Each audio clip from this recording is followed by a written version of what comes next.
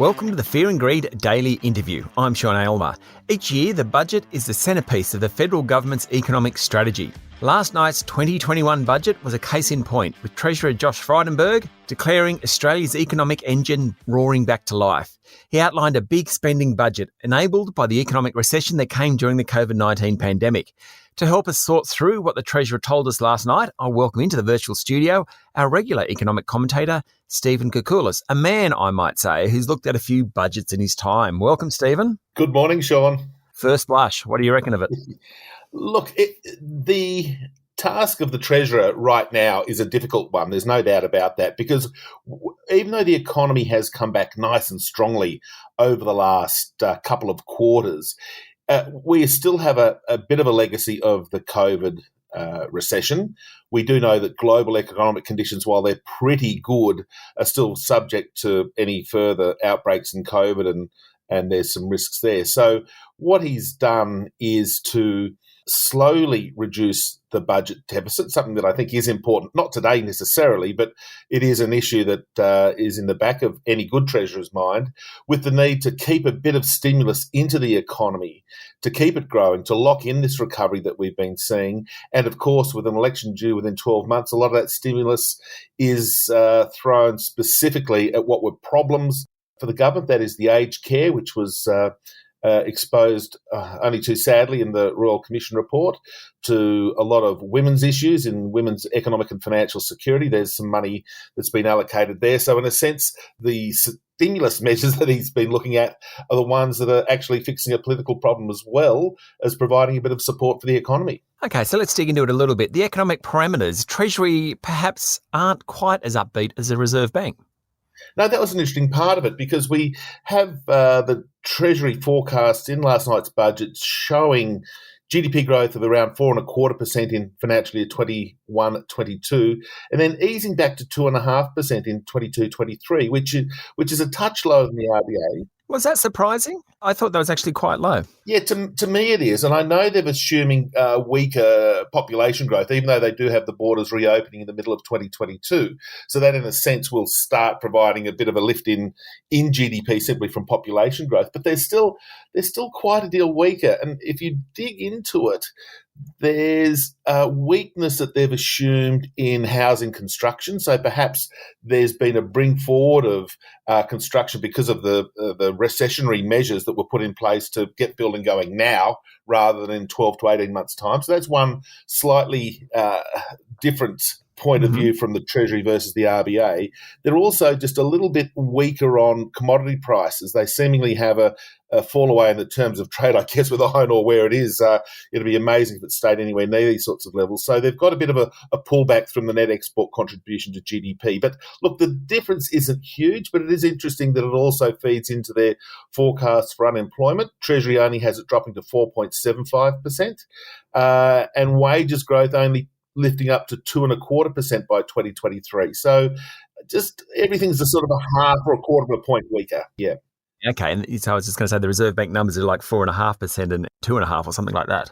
The difference is, a quarter or half a percentage point on wages, on inflation, on GDP growth. So in a sense, it's not huge, but when you're managing an economy, sometimes the difference between something growing at 2 or 2.5% is actually quite a lot of jobs. It's quite a lot of income. Yeah, okay. So funny sort of budget. It was almost a Labor budget.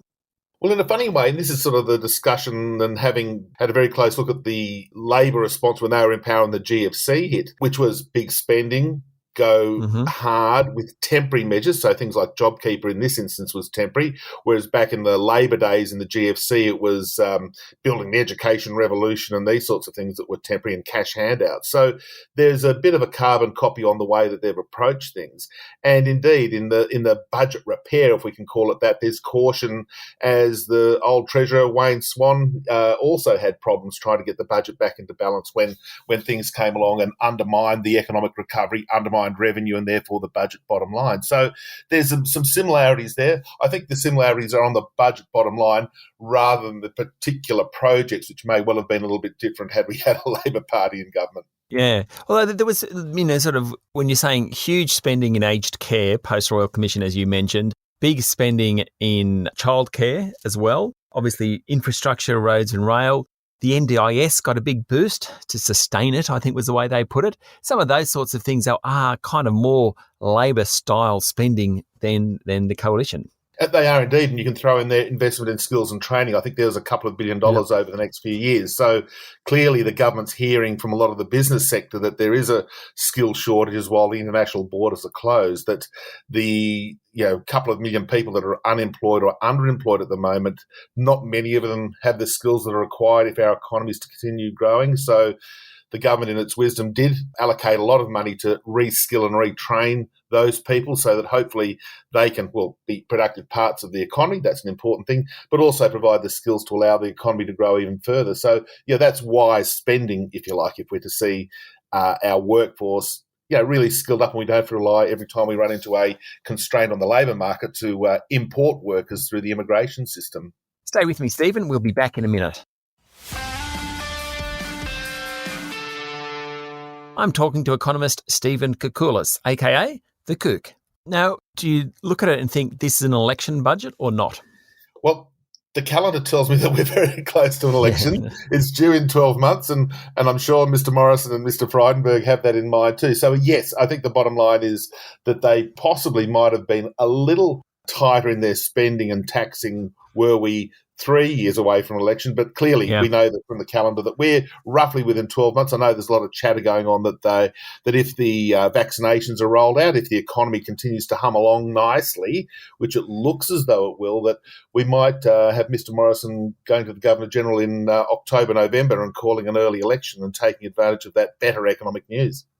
Well, I mean, I think it'll be interesting. If you look at the numbers from last night and those economic parameters, you look at fiscal policy, which is very loose. You've got monetary policy extremely loose. It's sort of like a golden period for fiscal and monetary policy if you're a government and you want to attract voters. Oh, indeed. And gosh, we just have to look at the recent readings on NAB business confidence and sentiment from the consumer. Both of those are incredibly buoyant.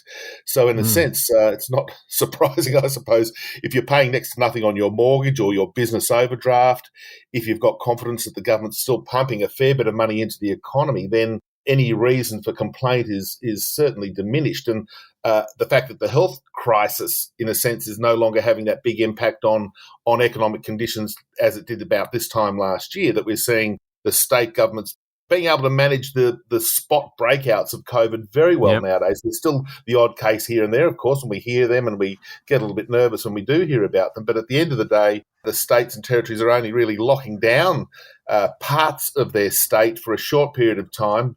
The contact tracing is very good. And, in a sense, that health outcome feeds into economic outcomes. The better the health outcome, the better the economic outcome. And businesses and consumers, as you said, are in this purple patch right now. And if you're not in the international tourism or perhaps some of the arts and international education areas, you're doing really well. So I want to quickly just touch on the deficit, $161 billion this financial year, much about $50 billion better than we thought last October.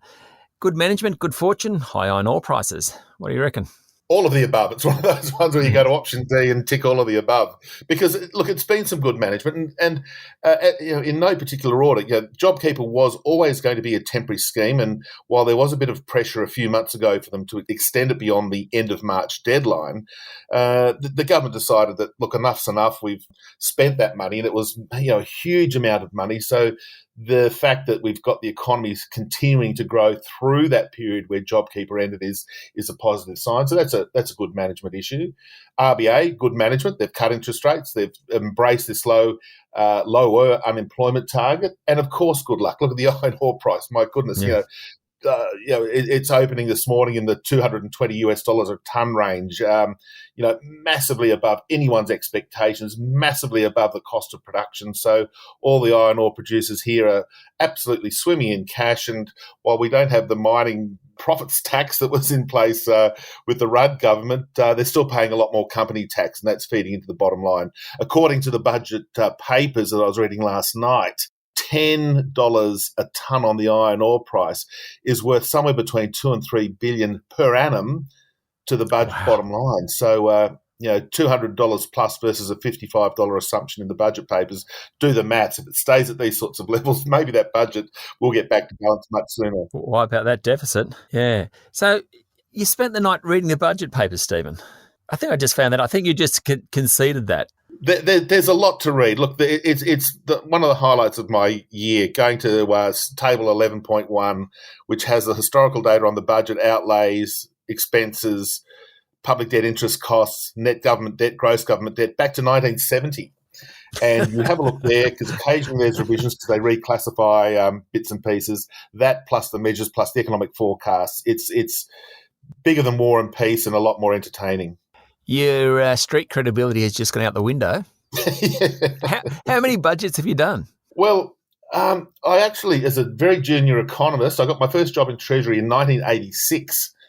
And to be honest, I did work on the budget back then. I was the poor fellow who, with a sharp pencil and a piece of graph paper, did some of the graphs for that budget in terms of looking at some of the numbers. And then, when I moved into financial markets, I obviously just looked at them from the outside, but worked on quite a few of them. And it is actually a really interesting thing to put together. And while we might sort of yawn at some of the dozens and dozens of different budget papers and the number of pages there, if you're responsible for a little segment of that, you take a deal of pride, and you certainly don't want any errors to be in there, any typos or any numerical errors. And to my knowledge, there aren't that many.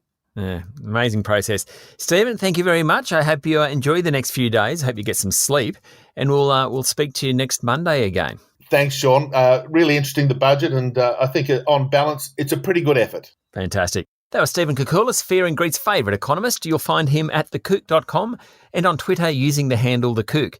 This is a Fear and Greed daily interview. Join me every morning for the full Fear and Greed podcast with all the business news you need to know. I'm Sean Aylmer. Enjoy your day.